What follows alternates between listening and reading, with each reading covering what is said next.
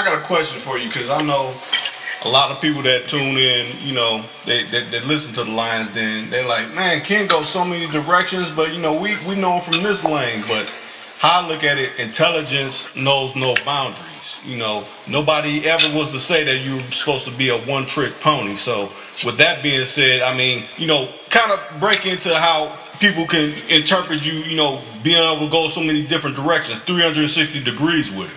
Well, I was always taught that the highest heights are reached by those who first reach the lowest of depths. You know, when you think of some of the great men and women of this country and some of the great men and women in the struggle, most of them came from the lowest of depths. You know, Malcolm X was an ex-pimp. Mm-hmm. Malcolm X was an ex-womanizer. Malcolm X was an ex-burglar, was an ex-criminal, ex-con. But he decided to change his life. And he joined the Nation of Islam. And upon joining the Nation of Islam, he not only became the national spokesperson for the Honorable Elijah Muhammad, but he became the national spokesperson for those who couldn't speak for themselves. You know, and particularly, you know what I'm saying, Africans or blacks, whatever you want to call yourself, you know, in America. Yeah. So we know that sometimes God gives you a gift, but that gift is without repentance. So God blesses you. He blesses you with knowledge and wisdom and understanding. But sometimes we grew up in environments that we find ourselves faced with peer pressure. You know, so most of my homies were GDs and vice lords and four corner hustlers. You know what I'm saying? Black Stones. You know, when I grew up earlier in my life in Chicago, you know, I lived in the projects where you had 5 or 6 different gangs. When I moved further on Carroll, on the west side, then I was surrounded by a number of pimps and hoes. So, you know, the people that were influencing me at that time were people who were street people. People who were gangsters, pimps, and players, and hustlers, and hoes. These were my influencers. These were my mentors. These were the people that grew up with. The guy that gave me 90% of my gang was OG by the name of Jeff Daddy. One of the greatest players that ever, you know, walked the face of the earth. My daddy was a street person. You know what I'm saying? My uncles were street person. My Uncle Greasy was one of the biggest players in Milwaukee. Had a phone back in the 60s in his car and a TV. Before, I mean, it was crazy because it looked like a little box. And the TV, the phone was on the dash, like where, you know, where you know, with the stick shift, and most cars was, he had a phone right there and it was in a big old box. And he had to pull the phone out. The phone looked like a banana when he pulled it out, like 4 bananas stacked on top of each other. Yeah, but, you know what I'm saying, these are the people that I came up around. But my gift have always been to interpretation, you know, to interpret things and to see things from a world perspective. You know, I was always able to discern things. Even when I was a little boy, I found myself in discussions that were very in-depth, you know, and then eventually, you know, I went to reformatory school, you know, prison, and I was forced to learn. So a lot of the things that I learned, I internalized. So just because I decided I got out of prison to get back into the streets and go live the life of a P, doesn't mean that I forgot the things that I knew. You know what I'm saying? I still knew, you know, a lot of things, and I still had some of the habits that I had when I was in prison. I still read a lot of books. When I came home, I went to a lot of seminars. I watched a lot of programs, you know, with, you know, great men and women, you know, in the struggle, you know, in the Afrocentric movement. You know, I studied Francis Quest Wilson and Dr. Ben Chicana, you know, the one who wrote the book, The Black Man and Now His Family. You know, I studied, you know, a lot of our great leaders that were out here speaking truth. You know, so I was always educating myself, even though I was in the streets. But when I decided to go from the ghetto streets to the executive suites, then I decided to, you know, make movies that reflected, you know, some of the ideals that I had in my head. That wasn't always just street ideals. You know, I didn't always just been a street person. Then when I met you about a year or so ago, and you and I had a discussion, the discussion was supposed to go one way, but upon us talking to each other, we found out that we both had, you know, deep conversation, and we had deep wisdom that we wanted to impart. And that's how the Lions Den was discovered. And the Lions Den came about. So now we're in the Lions Den, and you're asking me pointed questions that I just so happen to have somewhat of understanding and knowledge about. It baffled people. Like, damn, I didn't know Ken could talk about that. Man, I didn't know Ken was into that. Man, what he trying to do, run from the pimping? Man, I thought he was a P. Oh, man. Well, see, what people don't know, you know what I'm saying, before I became this mythical figure, this big-time pimp, you know, I was always into knowledge. I was always educating myself. I was always studying. So, you know, pimping ain't who I am. Pimping is what I did. Yeah. See what I'm saying? So people look at what I did and they say that's who I am. Now I'm telling people who I am and they try to say, well, you should go back to doing what you used to do. You know, and what people don't understand is that, man, listen, man, Muhammad Ali said it best. If you're doing the same thing at 50 that you did at 30, you lost 20 years. So it's very important, you know, that people who are shallow-minded, and I say that not to be disrespectful. Yeah. People who are shallow-minded, they can't wrap around their brain somebody like me changing my life over and doing something constructive with my life. They can't see me educating and talking about Egypt and talking about politics and talking about business and talking about group economics because they are so shallow. Yeah. You know, they empty. You know what I'm saying? They don't have no wisdom, no understanding. They don't know that even David, you know, slept with Bathsheba. David killed Goliath. Moses killed the man. All throughout the Bible, you hear about great men, you know what I'm saying, who at once, you know, did something that may not be what people consider holy, you know what I'm saying, or righteous. But they end up to go on in their life to become great figures in the Bible, you know, and great figures in life. So people that understand prophecy and people who understand God and understand truth, no, today a man can be a killer, tomorrow he can be a savior of the world. You know, so yeah, I was a pimp. You know, I did, you know, what pimps do. But at the same time, I also was, you know, a person who studied a lot. Yeah. I also was a person who loved history and loved science. So, you know, I mean, it just so happened that the most potent of all prevailed. You know, my knowledge prevailed on my former life, pimping. Yeah. So that's where my passion is at. I love teaching. You know, I tell somebody, if you want to find out what you really want to, if you want to find out something, what would you do for free? You know, what would you do for free? Whatever you do for free, that's your passion. You know what I'm saying, me? And I don't get paid to do these interviews with you. When I spit that knowledge, man, I'm spitting knowledge for hours and hours and hours, man. We got over, who knows, a month worth of information or more. Yeah. Of days and days and days of footage and tape of me and you kicking and spitting game. But however, I do it for free because that's what my passion is. If I can tell a young man, you know, not to make the mistakes that I made, I feel good. I feel good. If I tell somebody about the history, I feel good. If I can do something that's noble, it makes me feel good. Because I did so much negativity. Every time I do something positive, it's like a bolt that shoots through all the negativity that I did. Every time I do something positive, it's like it just wipes away all the negativity that I had in my mind and makes me feel more positive and make me want to be more positive and do something else positive. And I think that that's the image and that's the character that you want to impart to the youth. You don't want them to think once they out there in the streets that they either got to die or go to penitentiary. You want to be able to be an example and you want to be able to change and let them see that if Ken can do it, you can do it. If Ken can change his life, you can change your life. Yeah, and you know, for anybody who have a problem with that, obviously, like I said, is shallow-minded. You know, because no person should want no other person to be out there pimping on women or doing destructive things or negative things and doing things that he know that person, he or she, can go to penitentiary for. No one should want to see that. Everybody should be happy and rejoice when they see somebody who once was notorious for this or notorious for that make a conversion or convert and do something different. That is a very positive thing. You know, and I always tell people, you know, I remember I was on the radio many years ago, and the guy, the King of New York, you know, who did the movie The King of New York, him and I, you know, we were on the radio together. And when I was in the interview, the guy asked me, he said, yeah, well, where your pimp suits at and where your pimp hats at? You know, it's a white interviewer, you know what I'm saying? He interviewing me. Yeah. And interviewee, you know, and I said, okay. I said, man, what the hell, man? I said, man, you want me to walk up here with a 9mm and put it up to upside all y'all head and rob all you punks? And they looked at me like, man, what's wrong with you? See what I'm saying? Mm-hmm. Y'all like me with this book. Y'all like the fact that I brought a book in here.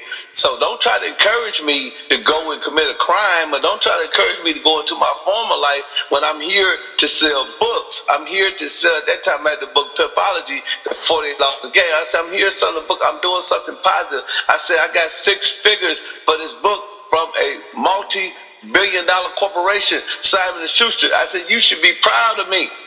But you telling me where's my hoes at and where's my suits and where's my canes and my game and all this and that and other, but you can't see or you don't want to accept that I've changed, that I'm doing something constructive now. Yeah. And that's what people do. They tell you to clean, they should clean the streets up, they should stop crying, they should do all this and this, that and other. But when we stop, then they ridicule us. They put us down. Yep. You know, they talk down on us, and that's not the right thing to do, because the people who are in the game, who made it through the game, who have changed, are the ones that's going to change the ones who are still in the game. Mm-hmm. You need people like me. You need 100 million Pimpin Kens out here that is talking in the vernacular and talking in the way I'm talking in order to get these young people out the streets and get these young people back on the right path.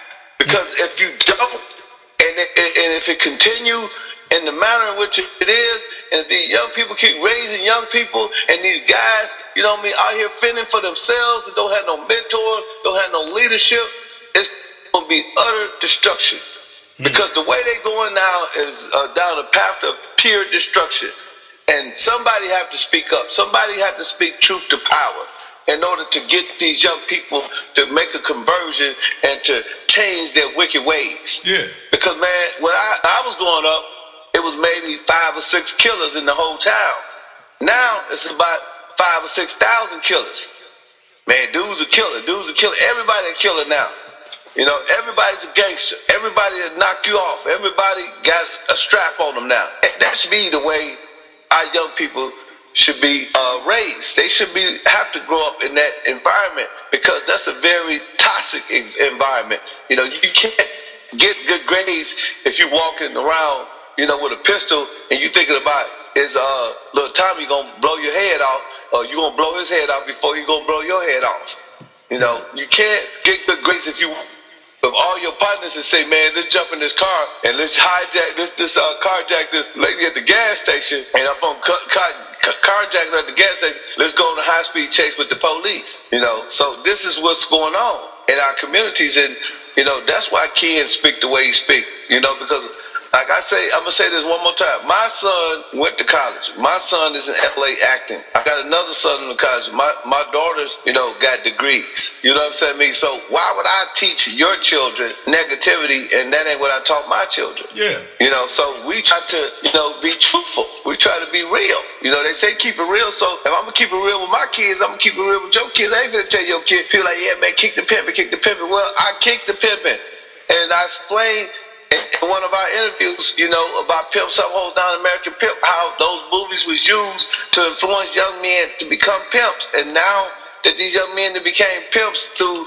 you know, all the hip-hop music and everything else that promoted pimping 10 years ago, now these young men are being incarcerated. Yeah. So why would I continue to kick something that I know that is totally anti my community? I look at it like this: it's people can watch those movies as much as they want now. They can watch them on YouTube or streaming or whatever. But how I look at it, they got the genuine article with you on the lines in spitting like, okay, you saying this, but you can talk to me now. Those movies were made in the past, but I'm telling you everything that's going on right now here today, not back in '96 or '97. You know, that was freeze frame. You're doing that right now. Yeah, I mean, if you love me, you love me. I mean, I don't, you know, if one of my sons came in the house, man, and he was throwing up gang signs, he's still gonna be my son. One of my sons came and he had a pimp hat on, he's still gonna be my son. But if one of my sons came in and said, Dad, I'm running for president, he's still gonna be my son.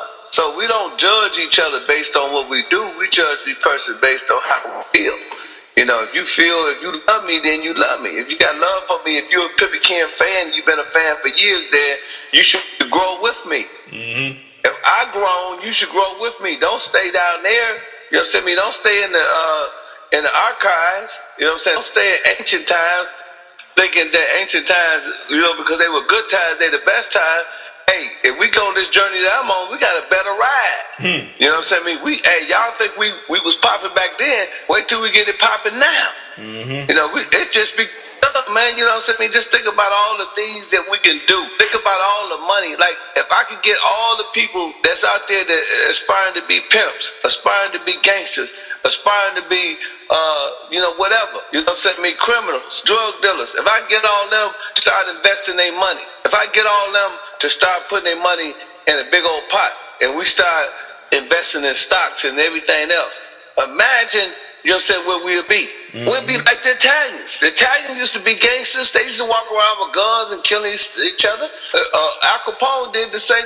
What was it? Al Capone did the same time. St. Valentine's Massacre. You know what I mean? Where they police and everybody. I mean, these were the notorious gangsters back then. Yeah. You know, it was people dying every day, but they decided, man, this ain't the way to go. You know, the mob changed. If the mob can change, and these people, they got a better past than we had because they had white skin. Mm-hmm. They could blend in. You know what I'm saying? They could blend in with the rest of the society and put on their suits and ties and look like businessmen. You can't blend in. You know what I'm saying? You know, you got black folks with degrees can't go certain places. Yep. People treat them and discriminate against them. So, you know, hey, man, you know, if these people had enough sense to change, if the mob changed, we got to change. Mm-hmm. You know, we got to be like the mafia. You know what I'm saying? We got to say, man, enough is enough. You know, we can't keep on losing our people in the streets. We can't keep on, you know, losing our people to penitentiary. We can't keep on losing our people to ignorance. Somebody got to stand up and say, enough is enough, and let's invest this money. Let's build our communities. Let's do something constructive. And when somebody make that move, then everybody gonna make that move. And when everybody make that move, that's when we gonna get in the groove, baby. That's when things gonna start popping again. That's when you gonna start seeing, you know, the Renaissance, the Harlem Renaissance come back. That's when you're gonna see Black Wall Street come back. That's when you're gonna see a Millionaire Row, you know what I'm saying, me on Auburn Street in Atlanta. You know what I'm saying? Me, you know, there were great times. There were great times for us at one time. We were together. Yeah. You know, we were together at one time, even though we went through a sojourn of slavery and Jim Crowism and Willie Lynch and all that back in the day. You know, there were great times when we decided to shop with each other. We decided to invest our money, you know. Mm-hmm. I mean, man, I ain't got no disrespect to trapping or none of that. You can trap all you want. You can sell all the dope you want. You can shoot everybody you want to shoot. That's your business. But I can tell you, your business have consequence. You know, and the consequences is not too well. You know, it's not that well. You know what I mean? You can suffer tremendously, you know, from your consequences. So I'm just saying, you know, there's another way. And for anybody who have a problem with me speaking positive to the youth or speaking positive to the people in the streets or people in general, then, you know, I say to you, you know, get out of your shallow thinking. Yeah. You know, get out of your shallow thinking and think not as you as an individual, think about all of the young people collectively. Anything I can say, whether I was a former pimp or not, that's positive, you know, that to lead a kid who look up to me in a different direction is always good. Mm-hmm. No matter how you look at it, it's always good. If you're not sending somebody down a path of destruction and you send them on a path of construction, you know, then that's good. And that's what, you know, we as leaders and we as individuals need to start to looking at.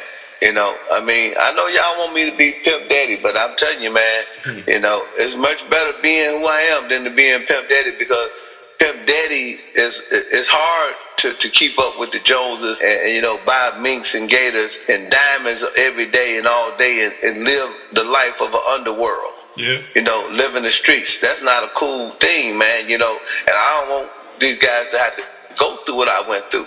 You know, because I know, yeah, I had minks and diamonds and Rolls Royces and Maseratis and XL55s and about 30, 40 Benzes. You know, yeah, I had all that, you know. Everybody know that. You can't erase that history of mine. Everybody know Ken did that. Yeah, he really did that. Yeah. He really did that. You can't stop me, from being, that dude. I was that dude, but it's hard to be that dude, and I wouldn't want to wish that dude on none of the dudes out here.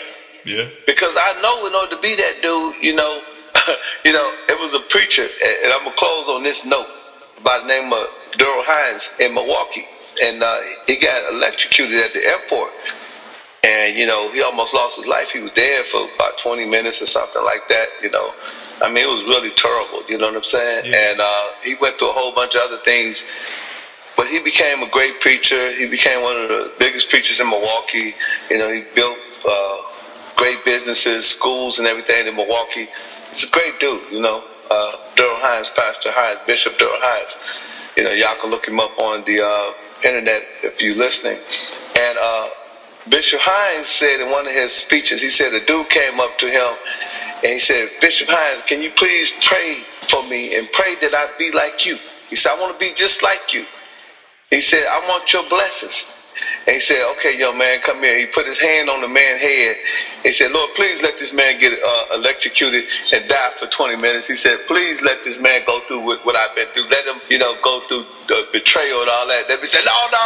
Yeah. I don't want to be like you, Bishop Hines. You know what I'm saying? So I tell people the same thing. You know what I'm saying? I'm not a preacher or I'm not a bishop.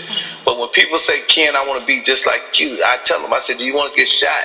3 times. You know what I'm saying? You want to get ran over by a semi-truck. Before I was 4 years old, I got hit and got shot 30 feet. I got hit by a car, got knocked 30 feet up in the air. Then the car ran me over. People tried to abduct me. Crazy white men. Pulled over because that's what they was doing back then. I ran from them, barely got away with my life. There's a lot of things. I did years in prison. Been in a lot of shootouts. Had a lot of things, that I had to do. I broke a lot of hearts, I didn't even have my heart broken in some cases, So you don't want to be like me. You know what I'm saying? You don't want to be like Bishop Daryl Hines. You want to be yourself. But you want to take the experiences that I have and the things that I've been through, and you want to be able to bypass that by learning from my experience. Yeah. See, everybody say experience is the best teacher. I beg or differ with that. My perception is that other people experience is the best teacher. When you can learn from the things that I've done and you can grow from that, and you have to do what I went through, wow, you don't have to get shot. Wow, you don't have to go to prison. Wow, you ain't got to get hit by a car. Wow, you ain't got to worry about pistols being drawn on you numerous of times, bullets flying over your head numerous of times. I was gonna say what you're doing is you're sparking their intelligence. That's what when you carry with you through this life, and that's what you're doing. You're sparking their intelligence. Because I did the research, yeah. I did the studies. You know what I'm saying? So by me researching and studying and educating myself, and then me spitting game to them, then from there they can go and they can bounce on what I said, and they can build their own intelligence. Yep. And they might not have to go through the pension system as I did. They may not have to go through some of the things that I went through that made me want to learn more. Because a lot of people know when you in prison, man, you trying to find yourself. You somebody gave you 20 years, you like, man, what did I do? I end up here. What mistakes did I made? Yeah. So you go on a self-expedition. You know what I'm saying? You start researching yourself. You know what I'm saying? I mean, you start looking for flaws in yourself. You started wondering, what did I do to myself? How can I correct myself? And in the process of that, you're going to learn some things. You're going to educate yourself. And that's what I did, and I continuously do that because I know that no man know it all. You know what I'm saying? I mean, we have to think outside the box. Do you know what thinking outside the box is, brother? Mm-hmm. Okay, let me ask you a question. Okay, Jack's mother had 3 sons, Tic, Tac, and who? So? Jack's mother had 3 sons, Tic, Tac, and who? So? Jack. Oh. Jack's mother had 3 sons. Oh. But see, that's what thinking outside the box is. You see what I'm saying? The example I just gave you, see, you thinking tic tac and toe, yeah. but I said Jack's mother had 3 sons, tic tac and Jack. Yeah, yeah. See what I'm saying? Mm-hmm. So you know what I'm saying? That's what we have to understand. Okay. You know, so we have to understand how to peep the tricks and trades of the game. That's the difference between Pimpin Ken. That's why I'm hard to fool, because I investigate and I listen and I study everything. I'm always thinking outside the box. So when you say Jack's mother had 3 sons, tic tac and toe, I'm thinking like, hold on, wait a minute. Why is he asking me this question? Yeah. And let me go to the embryo of the conversation. Jack's mother had 3 sons. Okay, we're talking about Jack. Yeah, I'm talking about Jack. Yep, I get it now. And the sons was tic tac. So if it was tic and tac, then Jack had to be the 3rd son. Yep. But you've been programmed to think tic tac and toe. Yep. Because you want to try to get to like, oh, I beat you to the punch when really you didn't. And that's why I use this example when I speak to, I teach my children this example. I teach most people this example when I tell them about thinking outside the box. Because once I explain to them and once they see how, you know, and I'm not calling you dumb, but how dumb your response to that was. Not saying that you're dumb, brother Reek. I'm not calling you dumb. But how dumb your response is to it, that make you think, oh, I don't know everything. True. Let me rethink this. Let me start being more attentive. Let me be more perceptive, you know, about the things that I say and do. Yeah. So that's what I mean. That's what I say when I try to get people to think outside the box. Because that's what helped me, you know, at my age to still be out here surviving, because I think outside the box. Mm-hmm. You feel me? Yep. That gave you some good game, didn't it? Yeah, you did. Not just me. Don't edit that now. Don't edit that. Don't be like, dog, Ken ain't get me, man. Ken got Reek stuck. Reek was stuck for the first time. All the years they've been interviewing, he called Reek. Reek's supposed to be a part of the interview. All right, baby, I love you, man. I'm going to call you later, man. All right.